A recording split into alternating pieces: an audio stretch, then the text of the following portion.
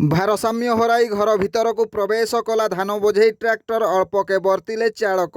ଧାନ ମଣ୍ଡିକୁ ଧାନ ନେଇ ଯାଉଥିବା ବେଳେ ଘଟିଲା ବଡ଼ ଘଟଣା।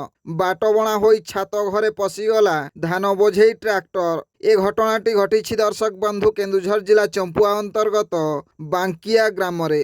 ଉକ୍ତ ଟ୍ରାକ୍ଟର ଗାଡ଼ିରେ ଅଧିକ ଧାନ ବସ୍ତା ଲୋଡ୍ କରାଯାଇଥିବା ଦେଖାଯାଉଛି ଦର୍ଶକ ବନ୍ଧୁ, ଯଦ୍ୱାରା ଭାରସାମ୍ୟ ରକ୍ଷା କରିନପାରି ଏକ ଛାତ ଘରକୁ ଧକ୍କା ଦେବା ସହ ମେରୁଦଣ୍ଡକୁ ଦୋହଲାଇ ଦେଇଛି। ଧାନର ମୂଲ୍ୟ ତୁଳନାରେ ଲକ୍ଷାଧିକ ଟଙ୍କାର ଏକ ବାସଗୃହ ନଷ୍ଟ ହୋଇଛି।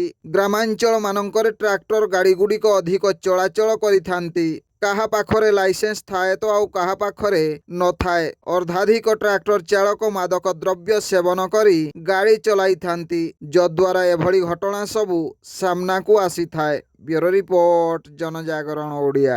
ଭିଡ଼ିଓ ଗୁଡ଼ିକ ଆପଣମାନଙ୍କୁ ଭଲ ଲାଗୁଥିଲେ ଆମ ଚ୍ୟାନେଲକୁ ସବସ୍କ୍ରାଇବ୍ କରିବା ସହ ଲାଇକ୍ ସେୟାର କରିବାକୁ ଭୁଲନ୍ତୁ ନାହିଁ।